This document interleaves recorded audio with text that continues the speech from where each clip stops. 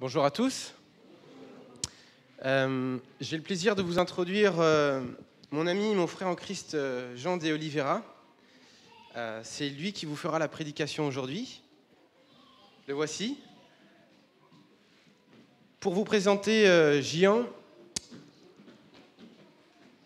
alors, ça s'écrit Jean, J-E-A-N, mais au Brésil, ça se prononce Jean. Alors, comme je viens de le dire, Jean vit... Il est pas Jean. Jean est né et a grandi au Brésil. Il a passé quelques années aux États-Unis pour le travail, je crois, pour étudier.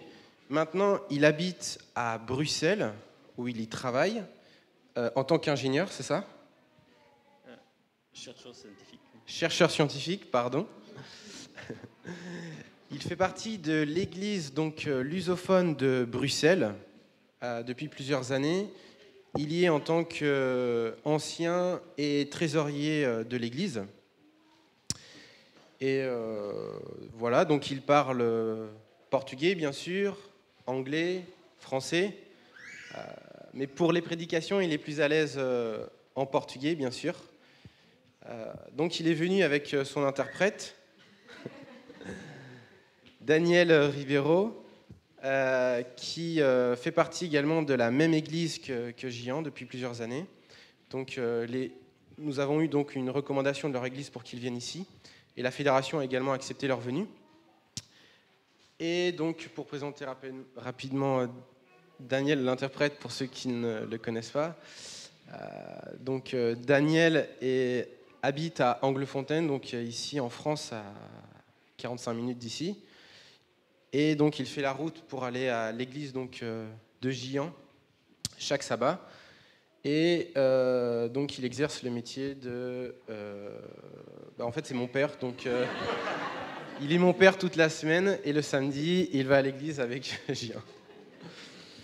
Donc voilà, merci Jean pour ta venue. Et je te laisse la place pour la suite. Merci Christophe.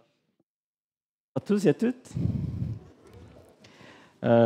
C'est vrai que, comme Christophe a dit, je suis né au Brésil et après j'ai parti aux États-Unis pour étudier. Et juste quand j'ai fini mes études, dans une société vraiment, qu'à ce moment-là, c'est basé aux Pays-Bas que je dois travailler. Et il dit, bon, on a un bureau à Bruxelles, donc tu vas aller à Bruxelles. Et vraiment, quand j'ai arrivé, je ne peux parler rien en français. Mais je fais déjà j'ai avancé un peu. Donc, mais c'est vrai que normalement, pendant la journée, je n'utilise pas beaucoup le français. Même si dans la ville, on écoute beaucoup français, on l'utilise partout. Donc, pour parler, pour la conversation normale, mais pour prêcher, on verra. Donc, c'est vraiment pour la première fois que j'essaie de le faire en français. Et donc, c'est quelque chose, j'arrive pour quelques mots. Daniel est là pour aider, mais c'est un petit défi, mais c'est toujours une première fois. Et je crois vraiment que c'est vraiment la parole de Dieu. Et donc, nous sommes juste ici pour faciliter ça. Donc, j'espère que vous vraiment faciliter, non compliquer, que la communication de la parole de Dieu aujourd'hui.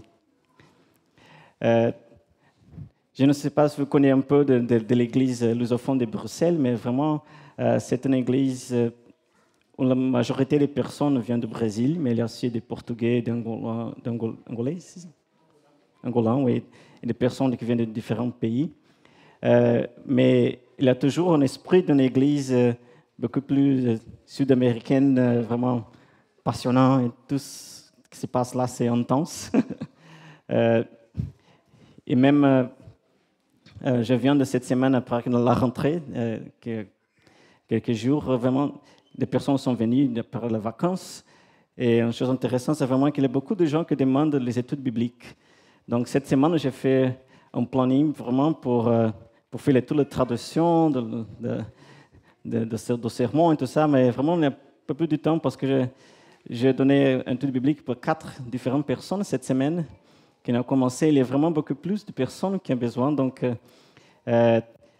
c'est une chose vraiment incroyable. Je trouve que même si on ne fait pas beaucoup même les personnes qui ne connaissent pas l'Église où nous sommes, il arrive toujours des personnes qui disent « Oh, j'ai besoin d'étudier la Bible, j'ai besoin même d'être baptisé et tout ça. » Donc, c'est vraiment quelque chose, c'est le Saint-Esprit vraiment qui fait un travail dans le corps des personnes qui viennent et même des amis qui parlent et tout ça. C'est vraiment... c'est pour ça que je suis toujours occupé, mais c'est d'une manière vraiment spéciale. Donc, après le travail, il y a toujours quelque chose à faire le soir. Il y a des petits groupes de famille, il y a aussi des études bibliques.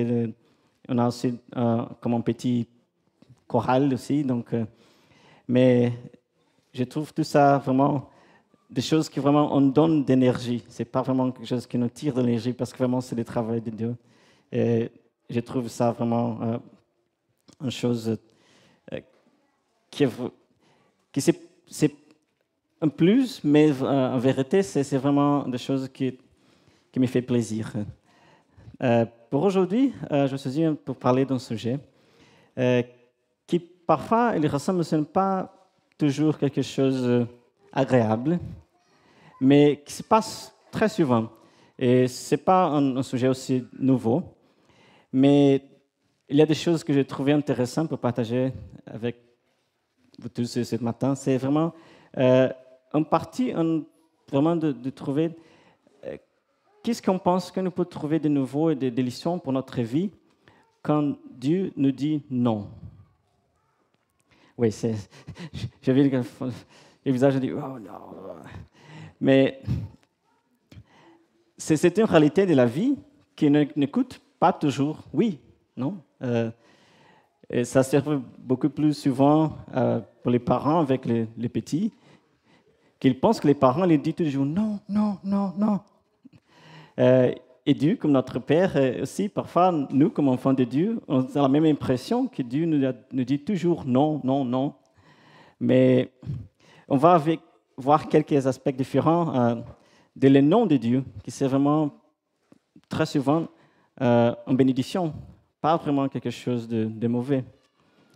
On va prendre spécialement quelques exemples de personnages bibliques qui nous aident vraiment de comprendre les différentes manières que Dieu nous dit non, et aussi la réaction des personnes et la conséquence du non de Dieu.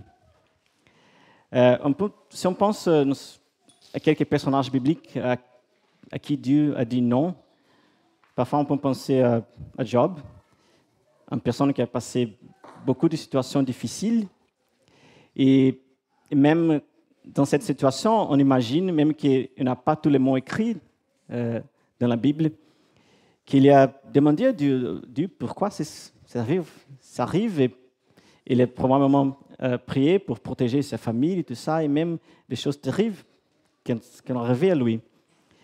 Donc, d'une manière, Dieu a dit non à lui. On peut aussi penser à Moïse.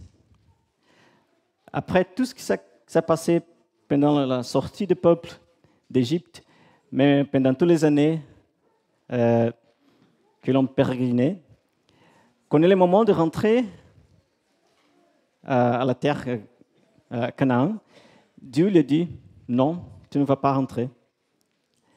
On peut trouver ça dans la Bible. On ne va pas lire tous les textes, mais c'est Deutéronome 32, 54 et aussi 34, 4 qui a dit à Moïse, non, tu ne vas pas rentrer. Mais après tout ce que tu as fait, tu vas rester ici. On peut penser aussi à une autre personne. C'est dans le livre de Marc 6, 17. C'est Jean-Baptiste. Il a fait un très grand travail pour préparer le chemin pour Jésus. Et après ça, il est mis en prison. Et il a vraiment demandé à Jésus, mais qu'est-ce qui se passe? Et pourquoi je suis ici? Et au fond, il est même mouru dans la prison après ça. Donc, Dieu il a dit non par rapport à sa liberté, même sa vie, de continuer sa vie. Vous pensez aussi à Paul. Et on a un prêt spécial qu'il a fait pour Dieu et que Dieu a répondu non. On peut lire ça dans le livre le deuxième livre de Corinthiens, 12, les versets 7 jusqu'à 10. Dina, vous pouvez lire pour nous. Donc.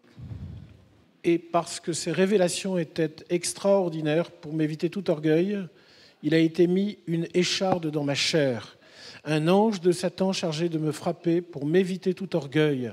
À ce sujet, par 3 fois, j'ai prié le Seigneur de l'écarter de moi, mais il m'a déclaré « Ma grâce te suffit, ma puissance donne toute sa mesure dans la faiblesse. Aussi, mettrai-je mon orgueil bien plutôt dans mes faiblesses, afin que repose sur moi la puissance du Christ. Et donc, je me complais dans les faiblesses, les insultes, les contraintes, les persécutions et les angoisses pour Christ, car lorsque je suis faible, c'est alors que je suis fort. » Oui. C'est un bon exemple déjà de la vie de Paul. Donc, il a vraiment prié et demandé à Dieu par rapport à cette écharpe dans la chair, mais Dieu lui dit non.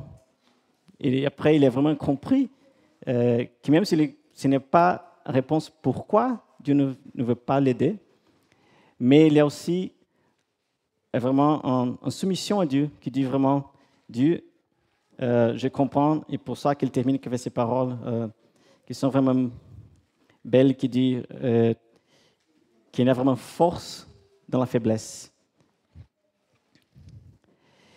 Mais on va voir 3 aspects différents par rapport au nom de Dieu.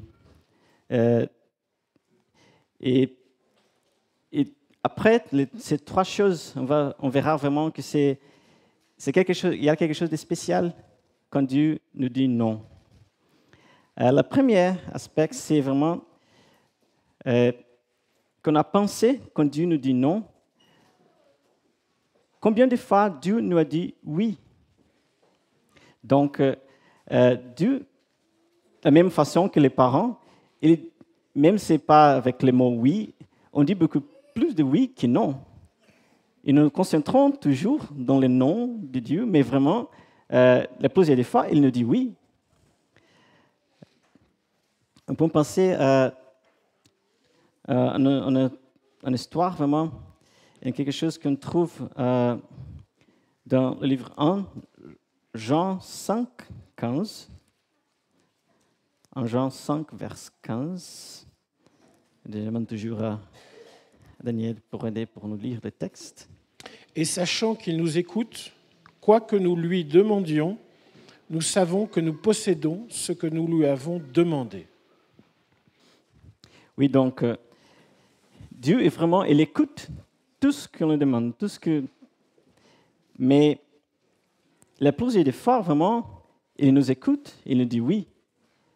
Donc, on ne peut pas se concentrer trop dans les fois que Dieu nous dit non, parce que la majorité des fois, il nous dit oui. Mais aussi, il y a aussi une partie qui c'est à nous, vraiment, pour comprendre la volonté de Dieu et pour vraiment demander bien. Parce que parfois, c'est nous qui ne demandons pas la bonne chose. On peut voir ça, quelque chose que Jésus nous a dit dans Matthieu 21, verset 22. C'est un texte très connu. Tout ce que vous demanderez dans la prière avec foi, vous le recevrez. Oui, et un texte un peu plus important, on trouve ça dans le livre de Luc, Luc chapitre 11, verset 9 jusqu'au 13. C'est aussi un texte très connu et qui nous parle vraiment de comment on doit demander quelque chose à Dieu pour avoir la bonne réponse. Eh bien, moi, je vous dis, demandez, on vous donnera. Cherchez et vous trouverez. Frappez, on vous ouvrira. En effet, quiconque demande reçoit, qui cherche trouve, et à qui frappe, on ouvrira. Quel père parmi vous, si son fils lui demande un poisson, lui donnera un serpent au lieu du poisson? Et ça, c'est intéressant parce que quand on pense à cette comparaison avec les parents, ça arrive très, très souvent. Donc, il y a beaucoup de choses que les enfants ont besoin, mais ils ne demandent pas. Mais vous les donnez quand même. Ils ne demandent pas, fais mon lit, préparer mon petit déjeuner. Donc, il y a beaucoup de choses. Donc, tu vraiment lui dis oui et tu vraiment prends soin de toutes les choses qu'il a besoin, même s'il ne demande pas avec les mots. Donc, mais ce sont vraiment des oui constants qu'on reçoit de Dieu tous les jours, même pour la vie, pour respirer, la santé, tout ça. Parfois, on demande, mais beaucoup de fois, même si on ne demande pas, Dieu nous dit oui, il nous donne. Et c'est pour ça que si on comprend beaucoup plus la volonté de Dieu, il y a beaucoup plus de chances aussi qu'il nous va dire oui. Parce que nous allons être en syntonie avec les pensées de Dieu. Et ça nous aide beaucoup vraiment à demander les bonnes choses, dans les choses qui sont vraiment importantes, qui sont vraiment par rapport à la conséquence de tout ce qu'on demande. Et Dieu nous a même montré comment on doit demander, et il nous a enseigné comment on doit prier. Et aussi à écouter la voix du Saint-Esprit quand il répond. Parfois, ce n'est pas une réponse avec vraiment une écoute, une voix qui nous dit oui, on dit non. Mais même le Saint-Esprit, il parle. Même si on n'écoute pas les mots, mais il y a plusieurs manières qu'on peut écouter les oui que Dieu nous donne. Et donc, un des secrets de la prière, de la bonne prière, c'est vraiment d'apprendre à vraiment entrer en syntonie avec Dieu et sa volonté. Et une autre chose très intéressante, c'est que Dieu, il ne peut pas vraiment dire oui à tout ce qu'on demande, à toutes les personnes demandent. Cette semaine, dans le groupe des familles, on a parlé de toutes les petites choses qu'on peut demander et Dieu il répond immédiatement. Et on a parlé parfois que ça s'arrive souvent des personnes qui parlent avec Dieu quand ils sont en train de conduire la voiture. Il prie, Dieu, tu peux m'aider vraiment pour trouver une place, un parking pour la voiture. Il dit, mais imagine si toutes les personnes font la même prière, comment Dieu va trouver les places pour tout le monde. Mais en vérité, on peut vraiment demander à Dieu les petites choses, même les grandes choses. Mais parfois, si le oui à quelqu'un va devenir par conséquent un non à d'autres personnes. Et Dieu vraiment doit gérer tout ça. Il connaît tout. Et donc, c'est important parce que parfois, on va savoir que si Dieu nous dit non, il va dire oui à notre personne et parfois, c'est l'inverse. Donc, Dieu est tout sage, trop sage vraiment pour dire oui à tous qu'une personne demande. Il y a vraiment un texte que je dois faire référence. Ça se trouve dans le livre Ministère de la guérison. Et ça, il dit, c'est dans la page 409, il dit, dans son amour et son intérêt à notre égard, c'est lui qui nous connaît mieux que nous-mêmes, ne permet pas de chercher à satisfaire égoïstement notre ambition. Et puis plus tard dans le paragraphe, elle dit, nos plans sont souvent déjoués afin de s'accomplir ceux du Seigneur. Et dans la même page, un peu plus tard, elle dit, nous comprenons l'au-delà des mystères que nous avons embarrassés ici-bas. Nous saurons alors que nos prières restées apparemment sans réponse, aussi que nos espoirs vécus font partie de nos plus grandes bénédictions. Donc, parfois, aujourd'hui, on ne va savoir pas pourquoi Dieu nous dit non, mais un jour, on va savoir, et nous allons voir vraiment que toutes les fois qu'il nous dit non, sont d'entre les moments où on doit recevoir les plus grandes bénédictions. C'est avec les non, pas avec oui. Donc, la première chose qu'on doit penser, c'est vraiment qu'on écoute un non. Pensez à toutes les fois que Dieu nous dit oui et qu'il est non pour vraiment être en bénédiction. La deuxième chose, c'est que pour être vraiment à l'aise avec les noms et pour comprendre quand Dieu nous dit non, c'est important de faire une autre chose. La deuxième chose, c'est d'aider les autres à vraiment à réussir les rêves des autres personnes. Pourquoi? On a une très belle histoire dans la Bible qui nous montre comment ça se passait. Je pense à David. Il y a plusieurs moments dans la vie de David que ça s'est arrivé. La première fois, c'est pendant le moment de la mort de son premier fils, quand il est vraiment demandé à Dieu de guérir les petits, et ça n'est pas arrivé. Un peu plus après, on va revenir à ce texte. Mais une autre fois, c'est que David a un grand désir de faire une chose. Ça veut dire quelque chose? De construire le temple, vraiment une maison pour Dieu. C'est une bonne chose, non? Mais enfant, qu'est-ce que Dieu lui a dit? Non, ce n'est pas toi qui vas le faire, c'est ton fils. Et c'est incroyable que même après ça, quelle est la réaction de David? Après que le prophète Nathan lui a dit non, c'est pas toi qui vas le faire. On peut trouver ça dans le texte, c'est 1 Chronique 22, les Chroniques, 2 Chroniques 22, vers 2 à 5. Pour voir les réactions de David. C'est 1 Chronique 22, vers 2 à 5. David ordonna de rassembler les étrangers qui étaient dans le pays d'Israël. Et il désigna des carriers pour préparer des pierres de taille afin de construire la maison de Dieu.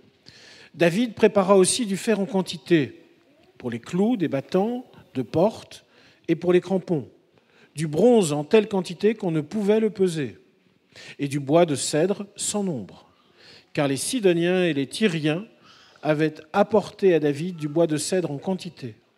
David disait « Mon fils Salomon est encore jeune et faible, et la maison à construire pour le Seigneur doit être renommée dans tous les pays pour sa grandeur et sa splendeur. Je ferai donc pour lui des préparatifs. » Ainsi, avant sa mort, David fit de grands préparatifs. Ça, c'était vraiment une réaction incroyable. Donc David, il ne peut pas rester avec un enfant de oh, Dieu me dit non, je ne veux pas construire le temple. Il a vraiment préparé tous parce que son fils va vraiment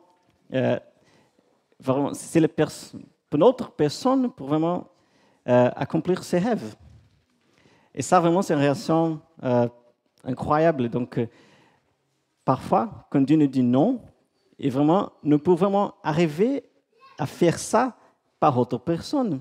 Un rêve qu'on a, vraiment, c'est l'autre personne. Parfois, il nous est très heureux qu'une autre personne pour faire ça. Mais c'est ça, une réaction, c'est pas une réaction normale de notre monde. Donc, normalement, les personnes elles sont vraiment fâcheuses, qu'ils ne vont pas avoir qu'est-ce qu'elles ont besoin. Mais si on lit de David a dit, vraiment, vous pouvez même trouver pratiquement, c'est la même réalisation de voir qu'une autre personne peut arriver à faire ça, que c'est ton rêve. Donc ça, c'est vraiment une réaction qui parfois va arriver. Et ça arrive beaucoup avec des amis, des parents, qui vraiment, c'est ton fils, c'est un ami, c'est autre personne. On va être très heureux qu'autre personne peut vraiment arriver à faire ça, même si ce ne sont pas nous. Et ça, c'est vraiment une réaction qui parfois démontre qu'on a vraiment en syntonie avec la volonté de Dieu. Et il nous montre aussi que beaucoup de notre prières elles sont beaucoup égoïstes. Et si on a vraiment, il va laisser Dieu vraiment agir dans notre cœur pour nous montrer, comme j'ai dit avant, que parfois le non à une personne, ça va devenir oui à une autre personne. Donc, oui, si on va vraiment agir comme ça, beaucoup de notre demande à Dieu, ça va vraiment devenir une sorte de oui, pas à nous, mais à notre personne. Et on doit être également heureux si ça s'arrive. On a un autre exemple dans la Bible, d'une situation comme ça, c'est vraiment très, très intéressant. On trouve cette histoire, on va lire vraiment un premier texte, 1 Samuel 18, verset 4. Jonathan se dépouilla du manteau qu'il portait et le donna à David, ainsi que les habits jusqu'à son épée, son arc et son ceinturon. Oui, donc la personne, c'est Jonathan. Et c'est une chose incroyable parce que Jonathan, c'est vraiment qui? C'est le fils de Saül. Et Saül, c'est qui à ce moment-là? Le roi. Et normalement, le fils du roi, c'est le prince, c'est vraiment la personne qui est préparée pour succéder le roi, pour devenir un roi aussi. Mais Dieu a dit à Jonathan, non, ce n'est pas toi qui vas devenir roi, c'est notre personne, c'est David. Et la réaction de Jonathan, c'est vraiment incroyable aussi. Parce que à ce moment-là, ce texte qu'on vient de lire, il dit vraiment qu'il a vraiment rendu ses armes à David. Les armes d'un prince, d'un roi, elles sont vraiment les choses qui montrent son pouvoir. Et ici, dans ce verset 4, il dit vraiment qu'est-ce qu'il a donné à David? Son manteau, ses habits, ses épées, sa ceinture, donc tous. Donc, montrer vraiment, c'est une manière vraiment de montrer la soumission à la volonté de Dieu. C'est lui, c'est David qui va devenir roi. C'est pas toi. Et on va voir que l'exemple de Jonathan, c'est vraiment important pour quelque chose qui va arriver dans la vie de David un peu plus tard. Mais dans une autre occasion, on peut voir vraiment que l'amitié de David et Jonathan, c'est vraiment quelque chose de très intense. Et qui, pendant qu'est-ce que c'est normal pour ce moment-là, c'est vraiment quelque chose de différent parce que son père, il fait l'effort pour faire quoi à David? De le tuer. Et pour différentes raisons, mais une des raisons, c'est vraiment parce que David, il va devenir roi à sa place. Mais son fils, qui a normalement tout le même intérêt pour tuer David, il fait justement le contraire. Et on trouve ça dans un verset très, très intéressant aussi. C'est un peu plus encore un Samuel, mais maintenant, les chapitres 23, les versets 15 jusqu'à 18.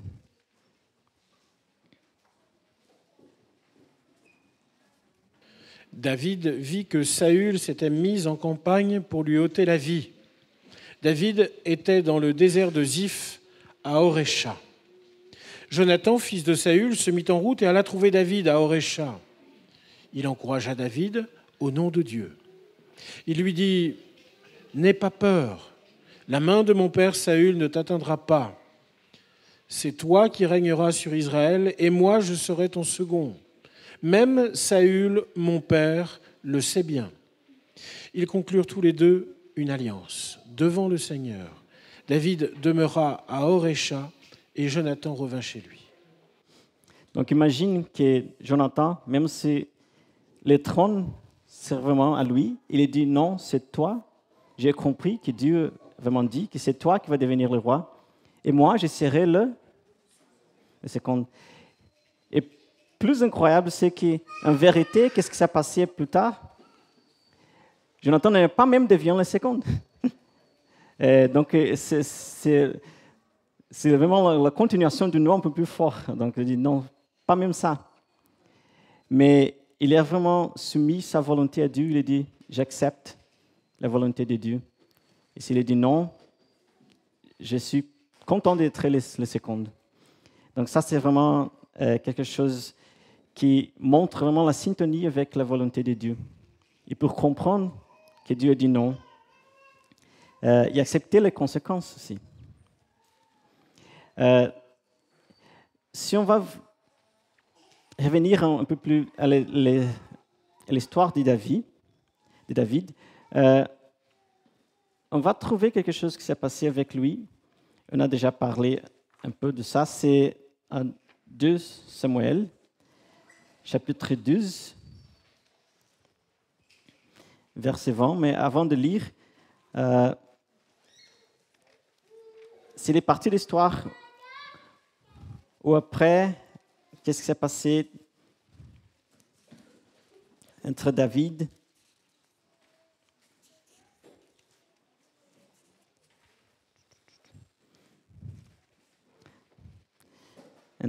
et Bathsheba. Donc, elle était enceinte, ils ont un fils, et Dieu a dit que cet enfant va mourir. Et pour David, parce qu'il est le père, il est vraiment, c'est une chose qui l'a touché beaucoup. Il a prié pour Dieu, pour sauver cet petit enfant, cet enfant, son fils. Et après qu'il ait écouté le cerveau qui est en train de dire, il est venu, oh, l'enfant est mort. Et après ça, qu'est-ce que David a fait? C'est le verset 20. Alors David se leva de terre, se baigna, se parfuma et changea de vêtements, puis il entra dans la maison du Seigneur et se prosterna. Rentré chez lui, il demanda qu'on lui servît un repas et il mangea. Donc, après que David a vraiment compris la deuxième leçon, c'est vraiment qu'on peut vraiment, parfois notre rêve va s'accomplir dans l'autre personne, comme son fils. Mais ici, c'est la troisième leçon, c'est que quand Dieu nous dit non, en réaction, c'est vraiment d'arriver un peu plus proche de Dieu.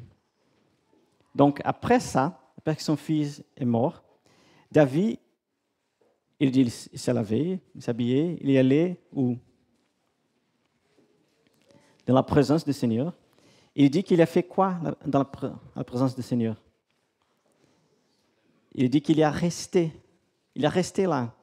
Et il dit vraiment que le mot qu'il utilise pour dire rester, c'est un mot beaucoup plus fort que la traduction pour faire. C'est vraiment quelque chose qui dit habiter, c'est une notion de longtemps, vraiment de vivre. Donc, après ça, David a vraiment dit qu'il a vraiment resté, il est vraiment resté très longtemps dans la présence de Dieu. Ça se montre vraiment, en première, qu'il a accepté ce qui s'est passé. Même s'il n'y a pas de détails de pourquoi c'est arrivé, mais la réaction qui pourrait être vraiment de dire non, je vais abandonner Dieu, je n'ai pas m'écouter. Mais non, au contraire, il est arrivé, il est resté plus proche de Dieu après que ça s'est passé. Donc, rester dans la présence de Dieu, dans sa maison, en prière, c'est vraiment une réaction que c'est important parce qu'après ça va nous préparer pour accepter le nom de Dieu, même si nous ne comprenons pas pourquoi. Et aussi, parce que Dieu, normalement, il y a aussi quelque chose, parce que les mauvaises choses qui arrivent, comme la mort de son fils, ce n'est pas vraiment la volonté de Dieu comme on pense dans d'un aspect un peu plus général, parce que Dieu vraiment n'a pas besoin que personne meure. C'est une conséquence de péché. Mais Dieu utilise toujours ces choses pour enseigner quelque chose. Et dans sa sagesse, vraiment, il gère toutes les petites choses, même si ce sont bonnes, si ce sont des choses mauvaises, pour enseigner quelque chose et vraiment pour nous conduire dans le chemin de la salut, de la salvation. Parce que c'est vraiment ça, le but de tout ce que Dieu a vraiment besoin de nous enseigner. Parce que les autres choses, même la mort, ce n'est pas important. Si enfin on va voir la vie éternelle. Donc, ces trois choses. Donc, première chose, c'est quand Dieu nous dit non, c'est vraiment de savoir et de penser combien de fois qu'il a dit oui. Parce que ça va aussi changer notre impression de que Dieu vraiment, il n'écoute pas. Parce que ce n'est pas vrai. La deuxième chose, c'est vraiment de savoir que parfois, quand il dit non, ça va devenir un oui à quelqu'un d'autre. Et on doit être également heureux quand ça arrive dans la vie d'autres personnes. Et ça, c'est aussi comprendre la volonté de Dieu, entrer en syntonie avec sa volonté. Et la troisième chose, c'est que quand Dieu nous dit non, on doit vraiment, pour comprendre ce qui s'est passé, pour apprendre quelque chose, aller un peu plus proche de Dieu et rester dans sa présence. Parce que après, même dans la vie de David, il est vraiment devenu une personne beaucoup plus proche de Dieu. Et vraiment, la Bible, la description de David, c'était qu'il est une personne, comment?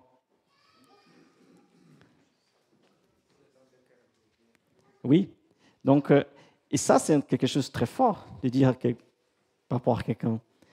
Donc, mais c'est pas les David avant le début de ces histoires, même avec les histoires qu'on connaît déjà de David, mais ça va devenir avec le temps qu'on est vraiment resté beaucoup plus proche de Dieu dans chaque difficulté et chaque non qu'il a écouté de Dieu. Et une autre leçon qu'on peut vraiment trouver par notre vie, c'est que même comme personne individuellement, mais aussi comme famille, c'est même leçon de rester dans la présence de Dieu. C'est quelque chose de très important pour comprendre la volonté de Dieu et pour savoir comment demander les choses à Dieu et comprendre sa réponse. Et pour ça, je pose la question, quand la dernière fois il y a quelque chose d'important, une décision très importante de ta vie, de la vie de famille, que tu vas vraiment rester dans la présence de Dieu et attendre sa réponse. Normalement, on fait un effort pour faire tout ce qu'on peut et après ça, on va aller à Dieu. Mais l'important vraiment, c'est de rester près de Dieu, spécialement les moments de décision importants. Et comme David, ou parfois quand on a une situation difficile, parfois il y a quelque chose de très grave qui est arrivé à la famille. Comme on écoute maintenant, ça se passe dans beaucoup de parts du monde, il n'y a pas d'explication. Dans ces moments, c'est beaucoup plus important de vraiment, comme famille et comme individu, vraiment de rester proche de Dieu. Il va vraiment donner la réponse. Et s'il ne va pas nous donner la réponse, il va mettre notre cœur en syntonie avec sa volonté pour savoir qu'il va vraiment nous aider avec la conséquence. Et aussi qu'un jour, par la foi, on peut savoir, on peut être sûr que le ciel va vraiment savoir exactement tout ce qui s'est passé et que chaque décision est vraiment liée à toutes les autres décisions pour le planning de Dieu, pour sauver les plus de gens possibles et qui vont vraiment ils vont dire à Dieu, vraiment, Dieu, c'est vrai, je suis d'accord que toutes les décisions que tu as prises, vraiment, c'est pour nous aider et pour aider les autres. Et que c'est vraiment en bénédiction. C'est ça le texte qu'on a lu un peu plus avant, qui est vraiment... et de la même manière que les parents, parfois quand ils disent non aux enfants, c'est vraiment parce qu'ils savent. S'ils demandent un nouveau pour jouer, un nouveau jeu, des videogames, qui parfois c'est pas bon parce qu'il ne va pas étudier, il va rater à l'école. Et la même chose on demande à Dieu quelque chose qu'ils savent, que même si c'est une chose qui ne paraît pas mauvaise, mais qui va au futur avoir des conséquences, il va mettre en risque notre propre vie éternelle. Et c'est ça qui est le plus important à Dieu. Donc, mon désir vraiment, c'est que chacun de nous, on va vraiment chercher cette syntonie avec Dieu, rester dans sa présence. Et parfois, quand il nous dit non, notre foi va vraiment être beaucoup plus forte pour savoir que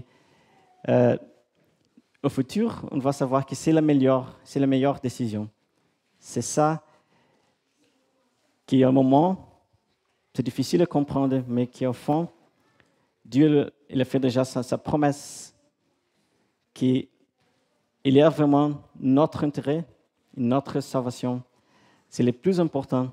Et aussi pour bénir les autres. J'espère que ces 3 leçons importantes de penser tous les week que Dieu nous a dit, vraiment, le deuxième, c'est de penser que notre non, c'est un oui à quelqu'un d'autre, d'être très heureux quand Dieu fait ça, et aussi de rester un peu plus proche de Dieu, quand on dit non pour comprendre sa volonté et pour nous savoir comment il va nous aider par rapport aux conséquences, et qu'enfin, Dieu a vraiment besoin, il pense toujours à notre vie éternelle, pas justement à cet événement spécifique. Que Dieu vous bénisse et que chaque jour, on pourrait être beaucoup plus proche de Dieu et comprendre sa volonté. Amen.